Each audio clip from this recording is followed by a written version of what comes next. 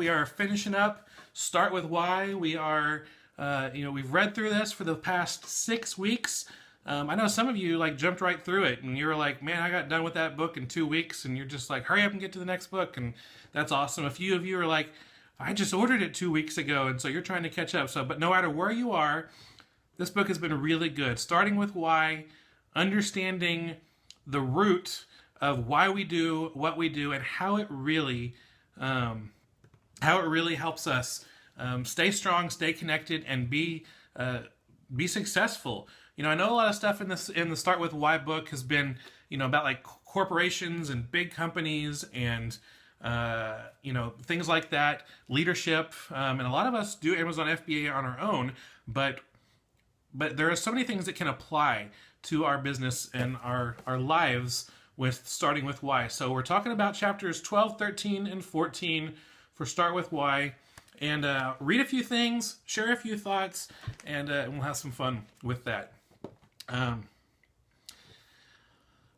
don't know how many of you with your Amazon FBA business, if this is something that you start off with, and if you're the kind of person that you're like, okay, I start a new business, and I do it for like a year or two, and it doesn't work. So I try something else, and I do it for a year or two, and it doesn't work. And I try something else, and I try it for a year, and it doesn't work.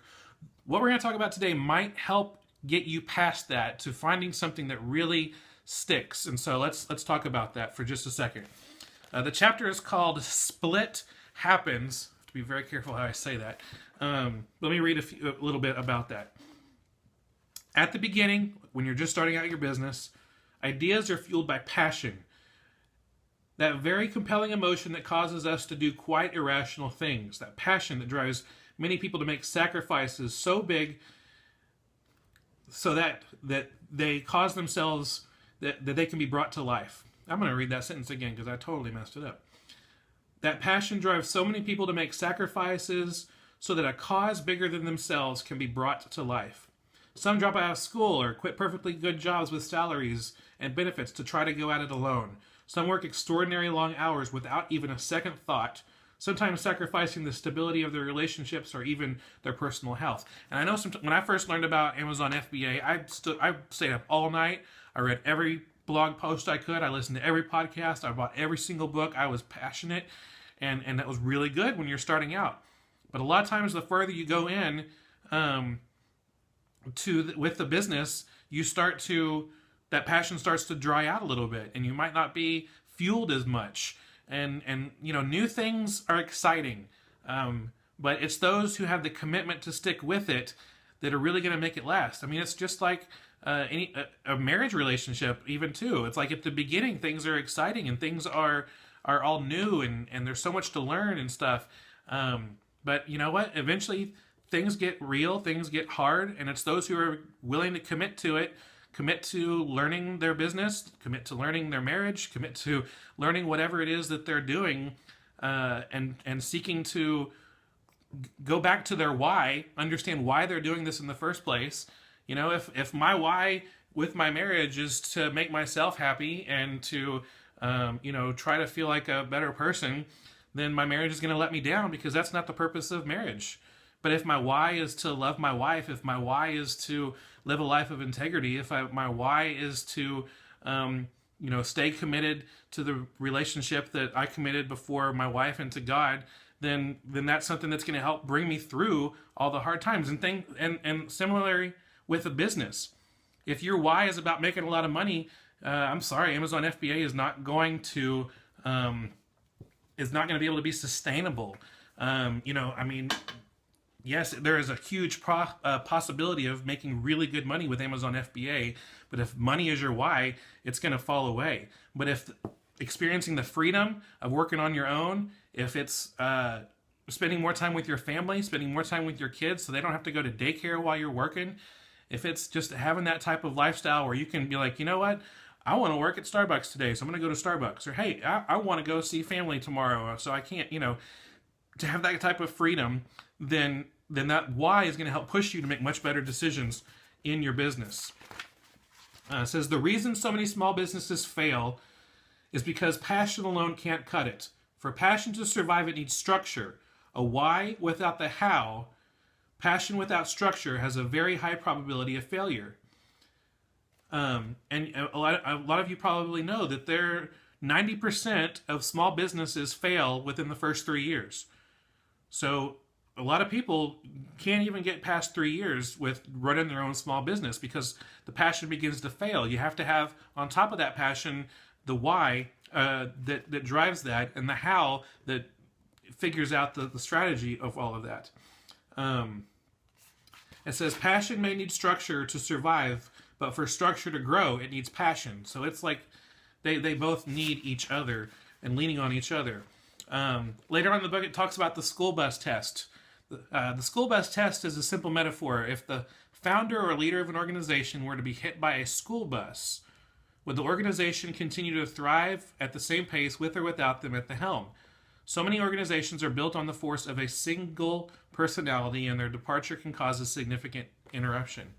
And this really challenges me because, if I die, if something happens to me, I get hit by a school bus, I know my wife can take care of a lot of things with the business, but there's a lot of things that I really should be setting up and outsourcing so that other people can take care of, so that if something did happen to me, we'd still be able to continue on with the blog. We can continue on with our Amazon FBA business. And so there's more things that we need to outsource to hire people to help give them opportunities to be a part of our business, so that if something happened to me, that can keep going. And same thing with your Amazon FBA business. If you're trying to support your family, if you're trying to support your spouse, if you're trying to support yourself, and something happens to you, how is that going to impact your family? So you want to try to have a business that's not just 100% solely dependent upon you. I know it feels good to be in control of everything and do it all yourself, but a lot of times that will cause burnout, and that will cause you to, if something did happen to you, impact your family in negative ways. So you want to do your best to outsource as much as possible. And then the last thing we're going to talk about today, there's a section called What Gets Measured Gets Done. It's a quote by Jack Daly. He said, "What gets measured gets done." And it talked about a story about someone who was trying to completely change the methods of people who are trying to get credit card, the people that owe money to credit cards, to get them to actually pay their bills. And if you ever had dealt with a debt collector, a lot of them are very rude. They're harsh. They're in your face, and they're pushy. And I mean, they're extremely rude. And she was like, "Hey, I think we can still collect debts by being nice and kind, but how do you measure that?" And she figured out a way to measure it by giving bonuses to the people who were a part of her company that got thank you notes. I mean, seriously, who writes a thank you note to someone who's calling to collect a debt? Well, they were actually able to do that and serve their customers in such a way that they got notes. It's talked about how she was able to get this to succeed. She said, the woman's name was Arbitrage. Arbitrage business succeeded not because she knew her why she was doing what she was doing, but because she found a way to measure her why. The company's growth was loud and her cause was clear. She started with why, and the rest followed.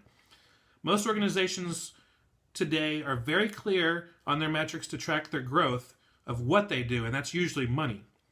Unfortunately, we have a poor measurement to ensure why stays clear. And so I want to leave you with this as we finish up talking about this book. How can you measure your why? Again, if your why is to have more freedom, how many hours are you putting into your business? Maybe you need to outsource some to open up more hours, because if your why is the freedom you experience from your business and you're putting in 80 hours a week, then that's not good. You're not succeeding with your to follow through on your why. The blog that we do is called Full-Time FBA, but it's about spending part-time hours to put it into to make full-time income, and that's what we're able to do. I put in about 20 hours a week with FBA, and I love the freedom that offers me to spend the other 20 plus hours a week that are part of the normal 40-hour week, working on this blog, because I love doing that. Hanging out with you on these Periscope videos. I love this. But how can you measure your why? If the why is so you don't have to put your kids in daycare and you can spend more time with your kids, start tracking the amount of time you actually spend with your kids. Figure out a way to measure your why and go back to that and see how you're doing. See how you can improve that. That might give you that extra encouragement to step away from your laptop, to step away from a retail store, and go spend some more time with your kids, because if that's your real why, then that's what's going to fuel you to keep going. And so if you're able to spend more time with your kids, that's going to fuel you to not give up on your Amazon FBA business, and it's going to really help you in the long run. So I really hope that this book has been challenging for you. I hope it's been a good reminder, and I hope that no matter what you do with your business, with your personal life, you start with why. Ask why I'm going to do this, why I should stick with it, why should it even matter in the first place? Answer those questions. It will take you very, very far. That's all we have for today. I really appreciate you watching this video. And if you liked it, we'd appreciate you clicking on the thumbs up below. And if you want to make sure you don't miss out on any future videos, be sure you click subscribe so that you're notified when the new videos are ready. If you have a comment or a question, leave that below too. We do our best to reply to them as soon as we can. If you have a question, taking things maybe deeper, if you didn't understand anything, ask us a question and we'll help you out when we can. Or if you want to take things deeper and talk even more or add to the discussion, leave a comment below. I'd love to hear your thoughts. And if you want to learn more about me and our website, go to fulltimefba.com.